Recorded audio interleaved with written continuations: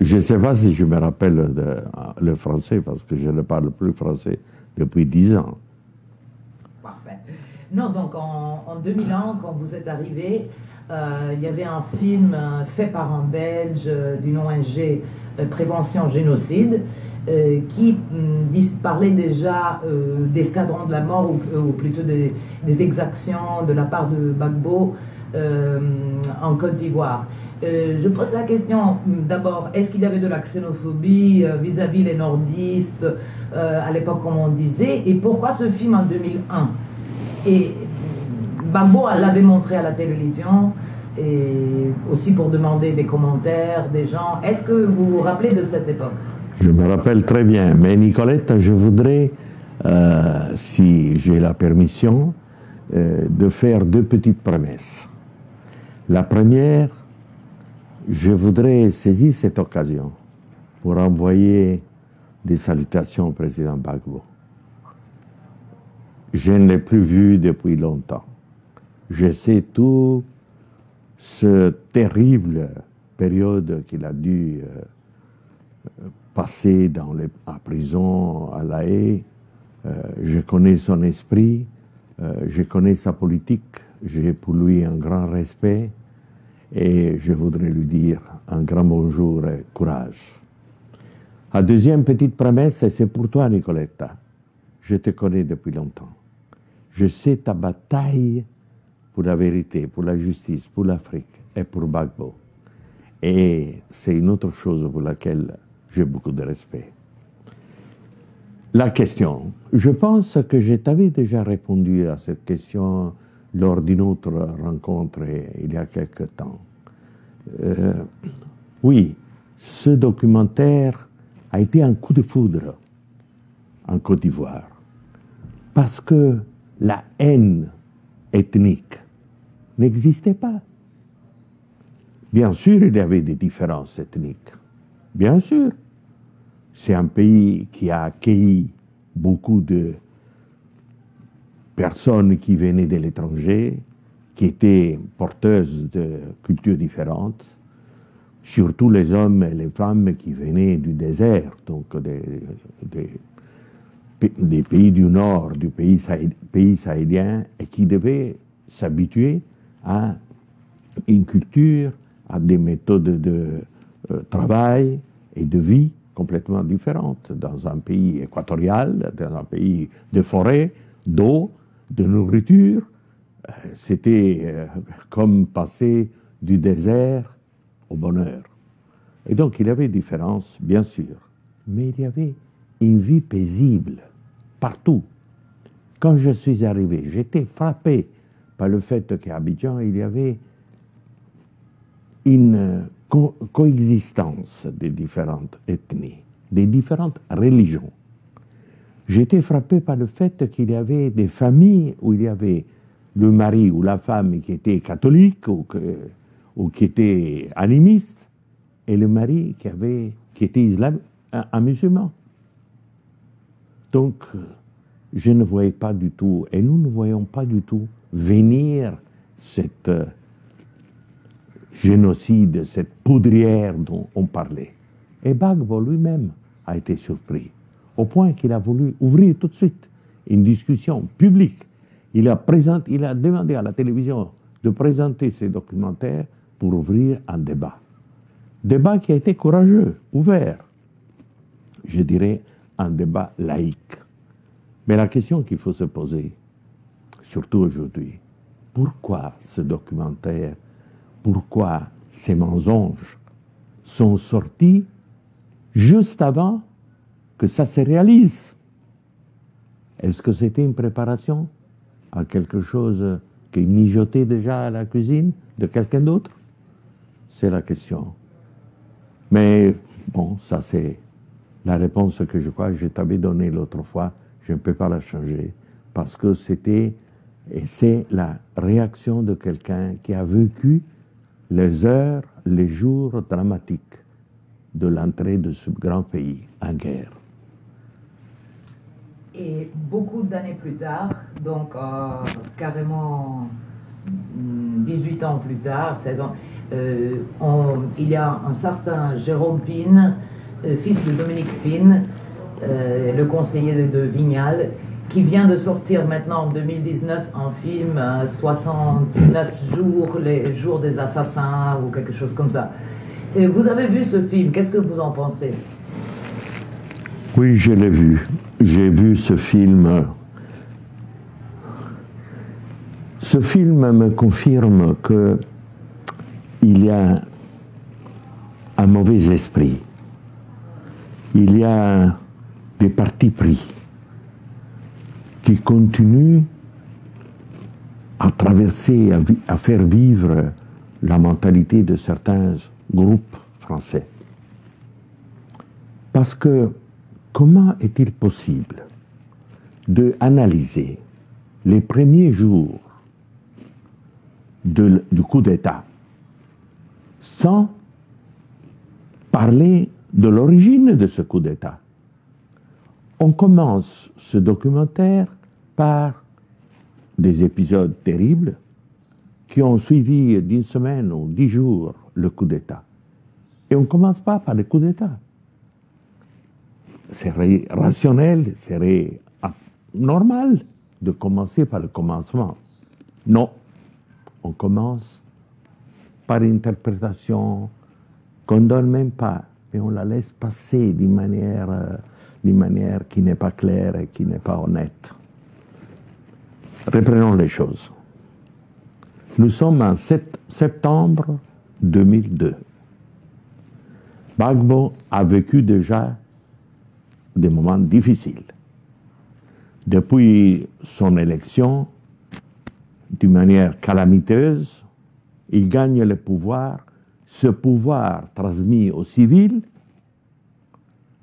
sous la pression internationale, sous la pression de l'Union européenne, qui avait coupé l'assistance à la Côte d'Ivoire, du général Guèye, parce que l'Union européenne, parce que la communauté internationale était contre les régimes militaires.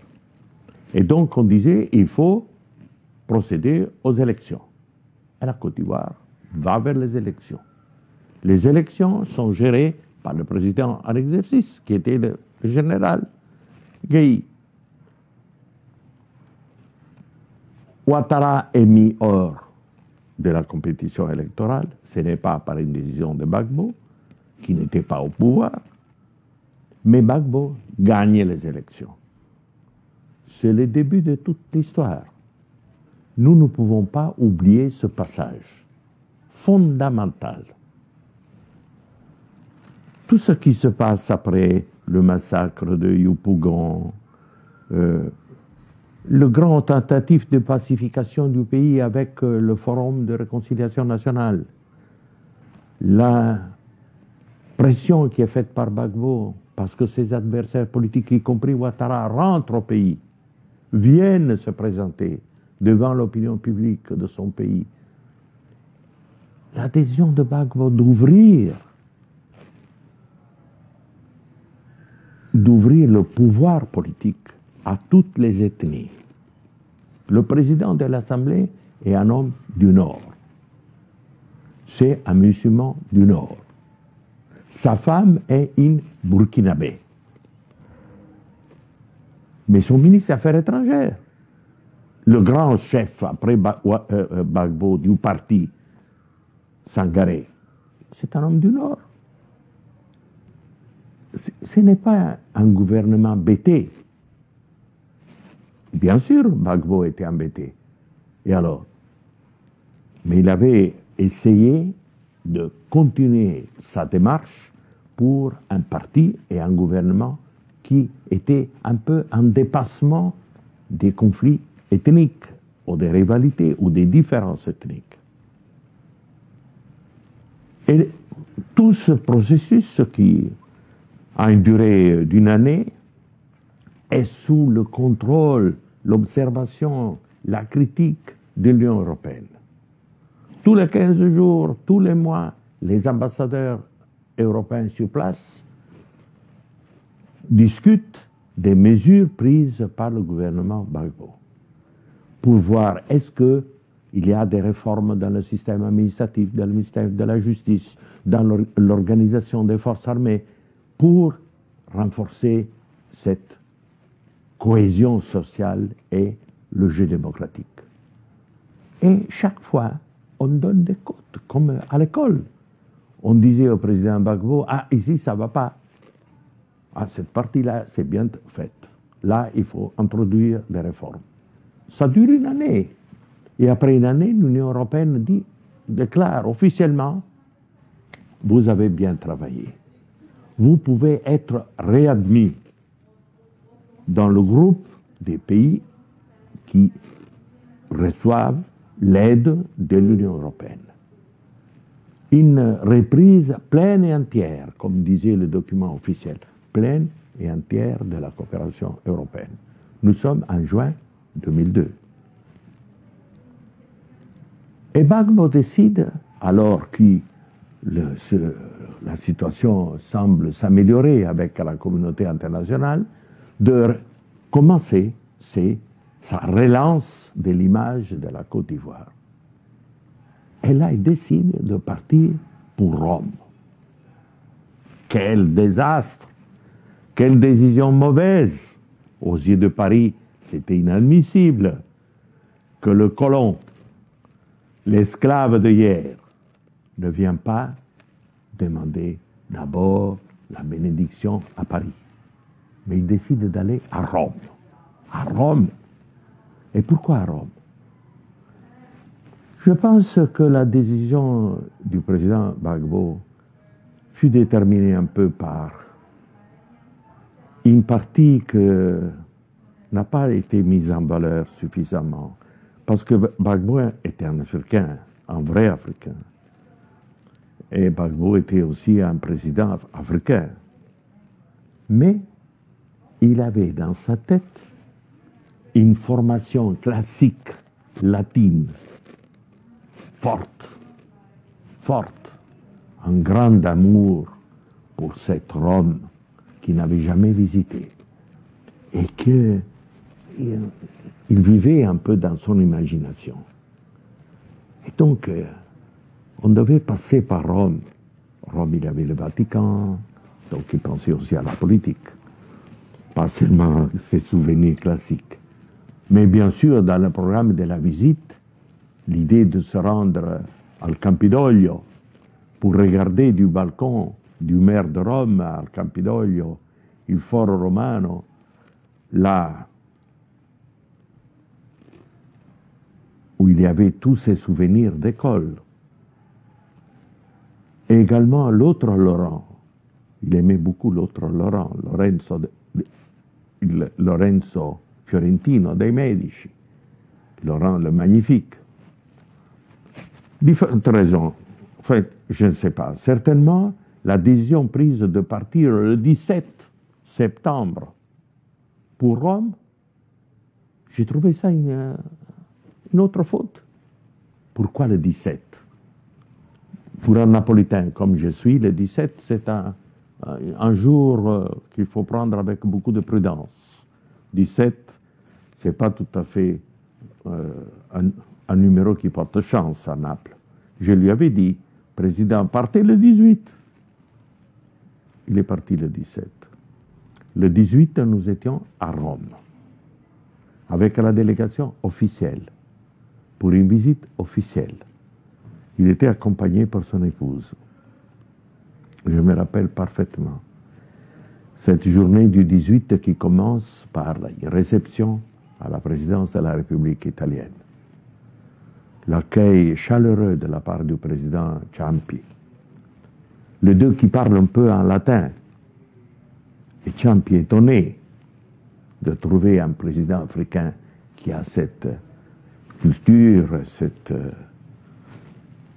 Et après, l'après-midi, nous avons rencontré Berlusconi, qui était le chef du gouvernement. On parle d'avenir, d'investissement dans le tourisme, valorisation des côtes. Et après, finalement, il Campidoglio, le spectacle du foro romano. Et finalement, le soir, nous sommes tous allés à la résidence de l'ambassadeur de Côte d'Ivoire en Italie, Richard Zadi. Richard Zadi a été un grand ami. Nous sommes devenus des amis. Moi, j'ai représenté l'Italie dans son pays, lui représentait son pays à Rome. Et on avait une relation qui n'était pas uniquement professionnelle, mais aussi amicale. J'avais beaucoup d'estime pour lui. C'était la première fois, je crois, qu'un ouvrier immigré, clandestin, qui était arrivé en Italie, sans un sou, sans rien, et qui était devenu petit à petit, le représentant de tous les immigrés africains en Italie, qui parlait italien parfaitement bien, qui participait à tous les grands débats à la télévision italienne, et qui connaissait les lois italiennes mieux que les Italiens, quand Gbagbo est devenu président, l'appel pour lui dire « Tu seras l'ambassadeur de Côte d'Ivoire en Italie ». Ça, je pense aussi, c'est une partie de cette personnalité de cet homme. Il est vrai que Richard Zadi était le représentant de son parti en Italie, donc il y avait une liaison politique. Mais le fait de choisir un homme de combat social et un homme qui était capable, avec ses propres moyens, de réussir, de s'imposer et avoir respect pour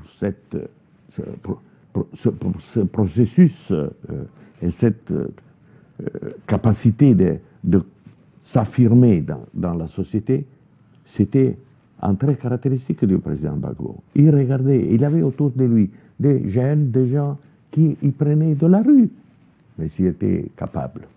C'était un peu le cas de son malheureux ministre de la Jeunesse, qui a passé de longues années à La Haye ensemble avec Louis Blégoudet. Bon, alors, nous étions à la résidence de l'ambassadeur Zadi quand les premières nouvelles arrivent. Il y a des fusillades, il y a des combats. Mais où? En Côte d'Ivoire. Où? C'était pas clair, les premières informations. Et après, autour des grandes institutions, la télévision, les maisons des ministres. On se quitte, c'était vers minuit. J'appelle mon ambassade, j'appelle le conseiller qui était chargé de l'ambassade, Adriano Monti, et je lui dis, Adriano, qu'est-ce qui se passe? Il me dit, je ne sais pas, mais on entend des tirs, on entend des fusillades, il y a des combats. Et bon, alors, le documentaire de notre ami Pine ne devrait pas partir de ça. Parce que là, cette nuit-là, est l'origine de tout, Nicoletta. Là est l'origine de tout. Il y a des agresseurs, il y a des agressés. Il y a des gens qui ont pris les armes pour renverser un gouvernement, élu d'une manière quelle que soit, mais un gouvernement reconnu par la communauté internationale, reconnu par le peuple ivoirien, qui s'était retrouvé autour de cet homme, de cette idée de multipartisme, de démocratie, les idées pour lesquelles Gbagbo s'était battu toute la vie. Il avait passé des années en prison, il avait été exilé en France à cause de ça, pour son combat. C'est autour de cette agression que tout le reste elle a une conséquence. Bien sûr, il y a eu des réactions. Parce que les gens qui ont pris les armes n'ont pas pris les armes pour les montrer. Ils les usaient. Et qu'on les armes qu'il avait reçues de on ne sait pas qui. Encore aujourd'hui, on ne sait pas qui. Et c'est 300, 600, 800, on ne sait pas.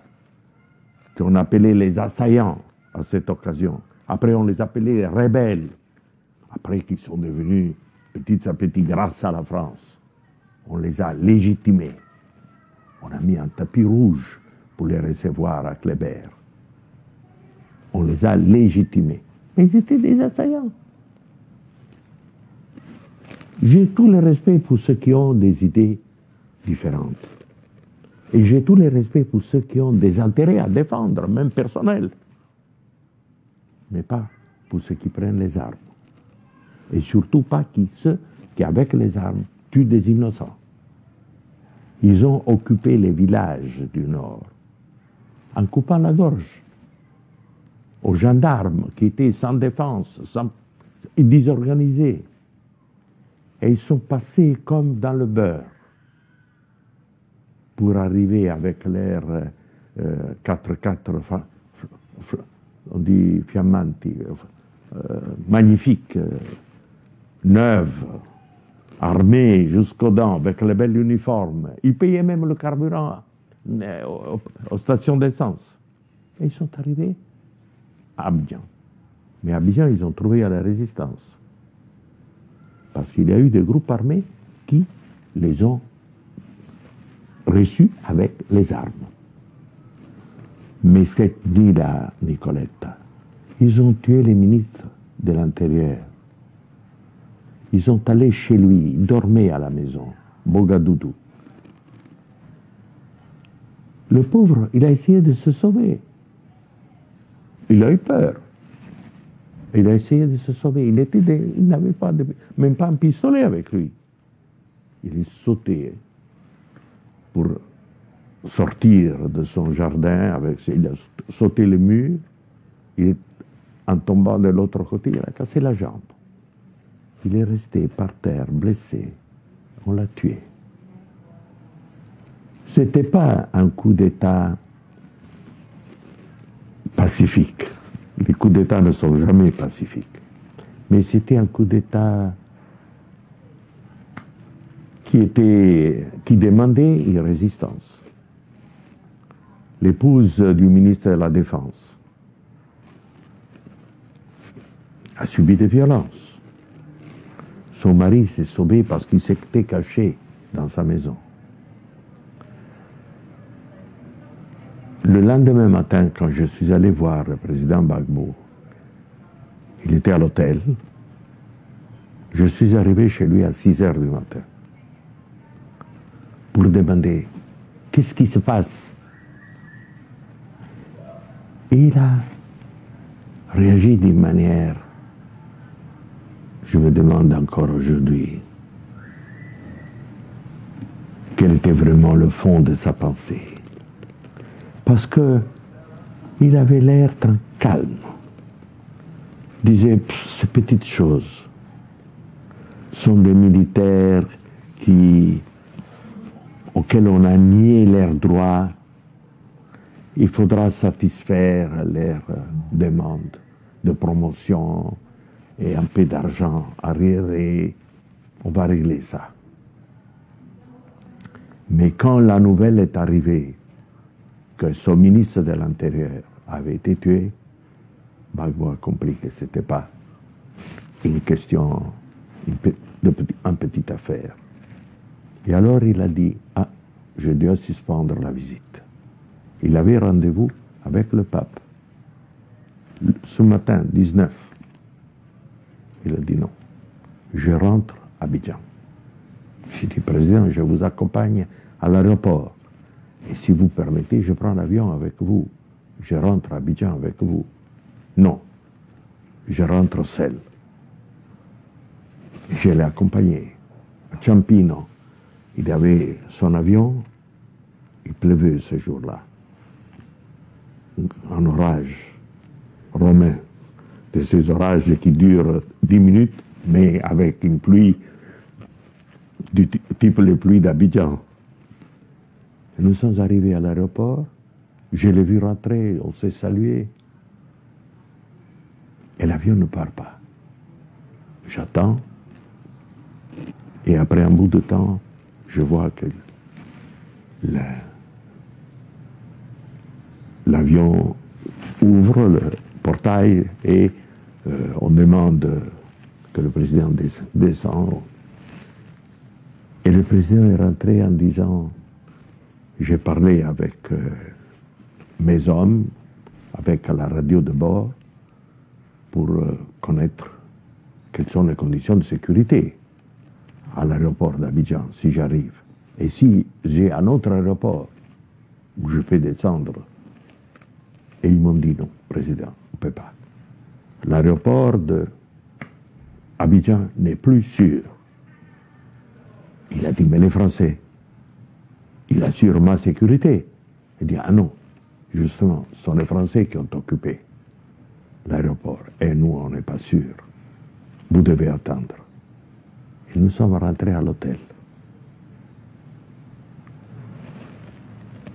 Ça, c'est, Nicoletta, je crois, fondamental. Le documentaire de Pen aurait dû mettre en lumière cette affaire terrible. Pourquoi renverser un régime qui commençait les premiers pas d'une pacification, qui commençait à introduire les réformes, même du problème, par exemple, des élections des municipalités, du gouvernement des municipalités, pour essayer de venir en compte aux différences ethniques qui existaient. Pourquoi nier l'appui à un parti qui avait comme seule tradition le multiethnisme, multipartisme? Pourquoi? Parce qu'il avait choisi Rome plutôt que Paris? Non. C'était un problème beaucoup, beaucoup plus important, Nicoletta. Et que souvent, quand nous parlons d'Afrique, nous oublions. Cette année, nous célébrons l'indépendance africaine. 60 ans d'indépendance. En 1960, 17 pays africains sont en même temps indépendants. Mais quelle indépendance, Nicoletta? Quelle indépendance! Cette indépendance a été, oui, une indépendance politique, bien sûr. Mais tout le pouvoir reste dans les mains des colons, des anciennes puissances coloniales, le pouvoir politique, le pouvoir économique, le pouvoir militaire. Cette indépendance, 60 ans plus tard, est encore un combat en cours. Il y a des pays qui ne se sont pas complètement libérés. D'ailleurs, le professeur Kalkinovati, le pauvre, il n'est plus avec nous, le professeur Kalkinovati, mais un de ses derniers conférences que nous avons organisées ensemble avec Kalkinovati à Pavia, il y a 3-4 ans, je crois. Kalkinovati avait fait une relation, la dernière, je crois, dernière fois qu'il a parlé en public, où il disait, mais tout ce partenariat dont on parle, la coopération avec la ownership africaine, tout, mais ce sont des blagues. C'est la domination européenne qui continue. Et c'est seulement aujourd'hui que je vois naître vraiment une Afrique indépendante, mais avec des souffrances encore. Et c'est ça, c'est la seule réponse que je suis capable de donner à cette politique française vis-à-vis de Gbagbo. Parce qu'il n'y avait aucune raison pour mener une guerre contre Gbagbo. Et cette guerre a coûté cher à la Côte d'Ivoire, très cher à la Côte d'Ivoire, très cher. Alors, le documentaire de notre ami là, c'est une petite chose dans ce grande et terrible page de l'histoire africaine. C'est une petite chose. Il disparaîtra comme toutes les mensonges. La France essaie de couvrir certains avec le secret, certains même des enquêtes judiciaires qui sont en cours pour essayer de clarifier certains des pages obscures de cette crise ivoirienne. Je pense surtout au bombardement de Bouaké, où il y a eu des morts français. Naturellement, les peu de morts français nous font mal, Nous pensons à leur famille, à ces pauvres jeunes, mais il y a eu des milliers de morts ivoiriens de l'autre part. Pourquoi? Pourquoi? Il faudrait s'interroger à ça. Et alors, il faut se demander à quoi ça sert cette Cour internationale de justice à laquelle l'Italie a donné dès le début aussi grand appui. À quoi ça sert? Une Cour internationale qui est incapable de porter un peu de lumière sur cette page de l'histoire. Le contraire, elle a mis sous couverture la vérité. Elle a caché la vérité. Elle a gardé en prison ce président qui a fait des limites, comme tous les présidents, tous les hommes politiques, qui a fait des fautes, bien sûr, mais qui ne mérite pas les accusations qui ont été formulées contre lui. Et juste une chose, je me rappelle dans l'autre interview, vous m'avez dit que Ouattara était venu vous voir pour parler de la question d'exclusion et que vous étiez un peu choqué et vous avez aussi rassemblé les autres ambassadeurs. Oui, mais ça c'était... j'ai mentionné le fait qu'au début de l'été 2002, l'Union européenne, les ambassadeurs avaient donné un avis favorable, et Vignal faisait partie de ce groupe à cette époque, et qu'il était très favorable à Gbagbo à cette époque. Il avait signé avec nous avec tous les ambassadeurs, ce document important de reconnaissance de la bonne marche de la politique ivoirienne. Et Ouattara réagit à cette prise de décision de l'Union européenne et il demande de me voir parce que le 1er juillet, j'avais la position de président en exercice de l'Union européenne. C'est pour ça qu'il demande de venir. Et il vient à la résidence et il me dit, mais qu'est-ce que vous faites? Vous avez pris des positions favorables à ce régime parce que vous ne voyez pas la crise, l'opposition qui monte et qui peut provoquer un désastre, la guerre civile. Alors moi je dis mais non, nous on ne s'est pas aperçu de ce climat de guerre civile. Et quels sont alors moi je me rappelle que je lui avais dit, vous devez me donner des questions précises. Qu'est-ce que vous demandez au gouvernement Gbagbo? Qu'est-ce qu'il faut faire? Parce que nous sommes dans la position encore de négocier pour demander. Il n'avait pas répondu. Il avait dit non, je ne suis pas satisfait parce que les ambassadeurs ici, donc l'Union européenne, ne sont pas attentifs à la situation. Ils n'ont pas le courage de voir le problème qui vont venir. Alors j'ai réuni les autres ambassadeurs. J'ai dit, quelle est la signification de cette rencontre? Alors, comme je t'ai dit, je crois, la dernière fois, je suis un peu sicilien sur certaines questions. Alors, je me demande toujours quel est le message exact. Parce que, comme disent les Siciliens, il y a toujours, quand on parle, plusieurs interprétations données aux paroles. Quel était le message? C'était un avis. On voulait nous mettre au courant que quelque chose de grave allait se passer d'un moment à l'autre.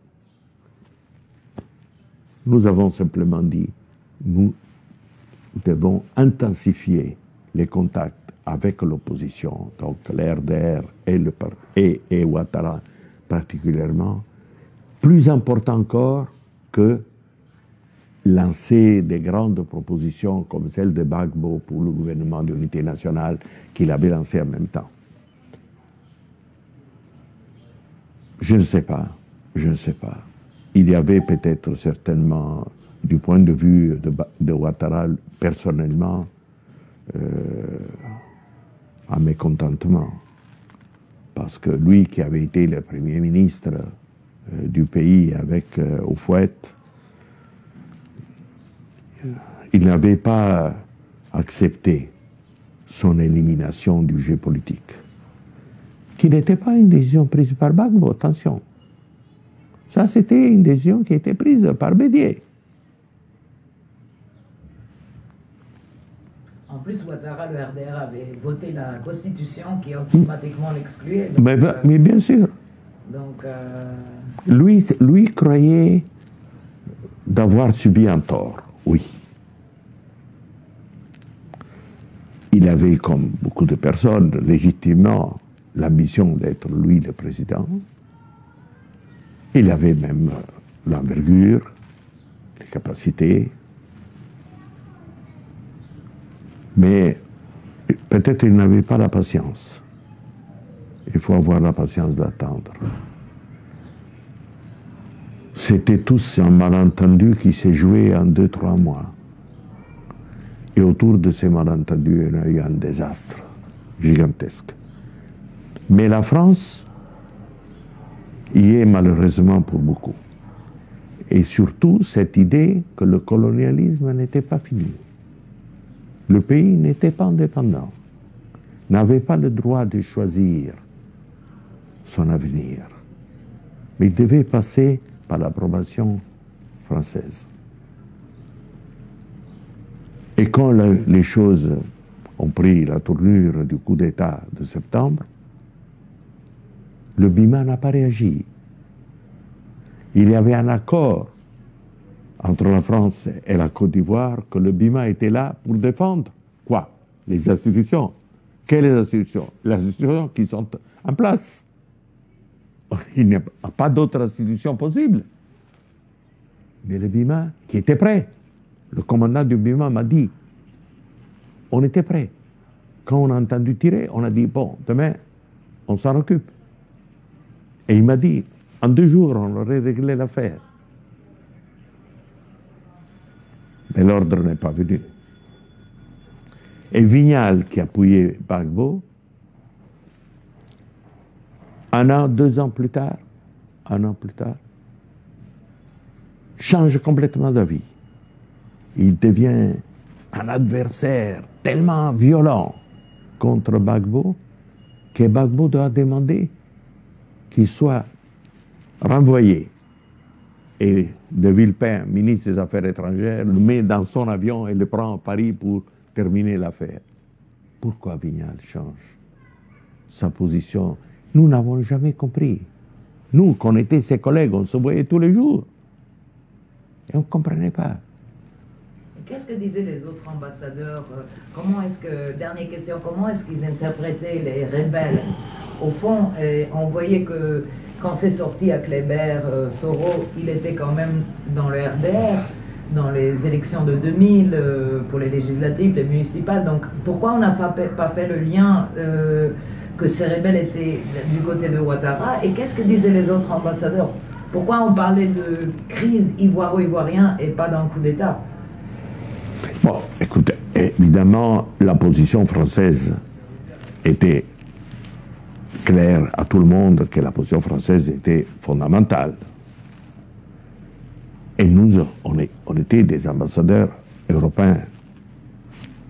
Donc la France était partie de nous. Moi, on m'a demandé d'aller à Bruxelles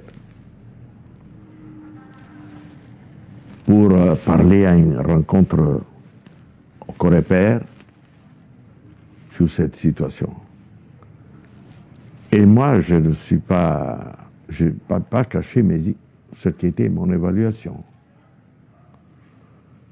J'étais jusqu'en décembre le président en exercice de l'Union, donc j'ai dit il faut que rapidement l'Union européenne revoie sa position. Parce que, Nicoletta, tu vois, les ambassadeurs, tout de suite après le coup d'État, se sont réunis et ont préparé un document qui a été transmis à Bruxelles et qui a été repris par Bruxelles et qui condamnait le coup d'État. Donc il y a une condamnation ferme de l'Union européenne. Parce qu'on venait d'une période avec un gouvernement militaire, on avait sanctionné ce gouvernement militaire, on avait approuvé le passage à un gouvernement démocratique ou civil, on l'avait suivi dans toutes ses évolutions pendant les premiers temps, et on voit d'un coup tout ça être remis en cause par un coup militaire. Alors on l'a condamné. Mais ce document, quelques semaines plus tard, a été oublié. Finito. Alors quand je suis allé à Bruxelles, j'ai dit attention, la politique européenne en Afrique ne peut pas être changeante au fil des intérêts. Quels intérêts? Quels intérêts? Les seuls intérêts qui doivent nous guider sont les intérêts de l'Afrique. Si nous voulons construire cette amitié, consolider une amitié différente de l'amitié coloniale qui n'était pas une amitié. Mais si on voulait, on devait regarder aux intérêts de l'Afrique, pas aux intérêts des petites affaires, parce que quels intérêts avait la France contre Gbagbo? Disons franchement, petites affaires. Ce n'était pas de grands intérêts. C'était la tradition des services secrets français. Permettez-moi de dire, maintenant que je suis vieux, et je peux me permettre de dire les choses comme je les pense, c'était des mauvais conseils que le président Chirac et que le gouvernement français recevaient. Des services habitués à considérer Gbagbo un homme de la gauche, une gauche dangereuse pour l'Occident. Fait des choses ridicules. Gbagbo de gauche, oui, un progressiste, on dirait aujourd'hui. Et un progressiste, et encore.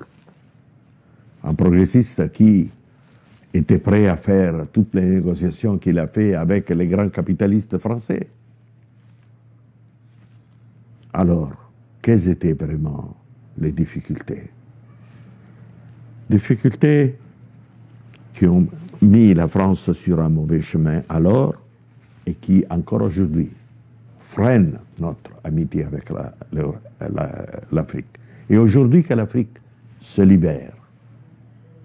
Et se libère, Nicoletta, grâce à une chose, grâce à un mouvement démographique. C'est ça le facteur qui vraiment change tout le cadre de la situation africaine. 300 millions, aujourd'hui 1 milliard 200 millions et dans 40 ans, 2 milliards 500 000 habitants en Afrique, signifie la jeunesse. La jeunesse ne connaît pas le colonialisme. La jeunesse ne connaît pas la France. Non. On se libère parce qu'on a repris conscience de son identité. Celle que nous, le colonialisme, avait niée. Vous n'avez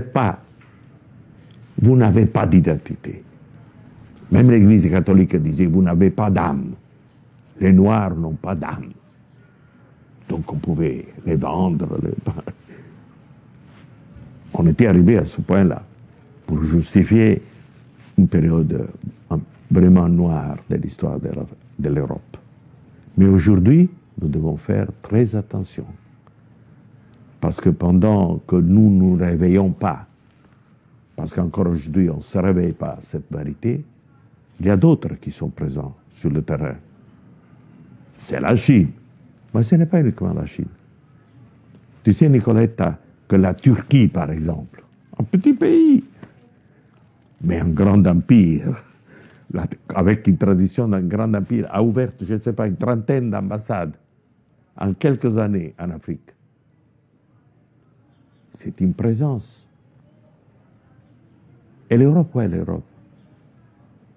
L'Europe s'enferme, s'isole, fait la guerre contre les immigrants. Va bene, ça c'est autre discours. Et juste, dernière chose, c'est Simone. Tu dis toujours dernière, hein? C'est juste Simone Gbagbo. Je trouve un peu absurde parce qu'elle a gagné quand même un procès contre les crimes contre l'humanité à Abidjan. Elle était acquittée à Abidjan. Après, Ouattara l'a condamnée pour 20 ans pour déstabilisation de l'État. Mais bon, même si elle était l'État à l'époque, bon, ça c'est autre chose. Mais de toute façon, elle avait gagné son procès de crimes contre l'humanité. Et maintenant, la Cour pénale internationale insiste encore aujourd'hui de l'arrêter. Qu'est-ce que vous pensez de cette prise de position de La Haye? Bah, écoutez, moi, de La Haye, je viens de dire que je trouve que c'était, à mon avis, une des plus grandes faillites sur le plan international des bonnes idées, des bons projets, qui après ont été manipulés et qui ont été transformés par quelque chose de très coûteux et inutile, s'il n'est pas dangereux. Qui sont les accusés qui sont mis en prison sont les Africains. Les Africains. Sont eux les coupables. Mais qui était derrière, qui manœuvrait les ficelles? Non, il faut changer d'optique.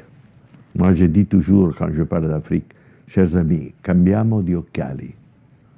Il faut changer la manière de regarder, essayer de comprendre ce miracle qui se passe sous nos yeux, de ce continent qui se réveille, qui a des difficultés immenses. Construire les États, construire les nations, développer l'économie, développer l'infrastructure. Tu penses, par exemple, au problème des infrastructures. Toutes les infrastructures coloniales, qui sont restées jusqu'à hier, c'était des infrastructures qui allaient du centre vers la périphérie. Parce qu'on devait amener les matières premières qu'on arrachait en Afrique, on devait les amener dans nos pays. Donc, les chemins de fer, les grandes routes étaient faites mais il n'y avait pas de liaison interne. Alors aujourd'hui, pour parler entre les Africains, on dut tout construire, repartir à zéro. Il n'y avait rien. Tout ça demande que nous regardons tout ça avec beaucoup de respect. Et nous pensons que le respect est l'humanitarisme, c'est-à-dire cette attitude de regarder les Africains comme des pauvres qui ont besoin d'être aidés parce qu'ils sont des misérables, parce qu'ils sont incapables. Non, non, non, non, non, ça n'existe plus. Changeons d'optique.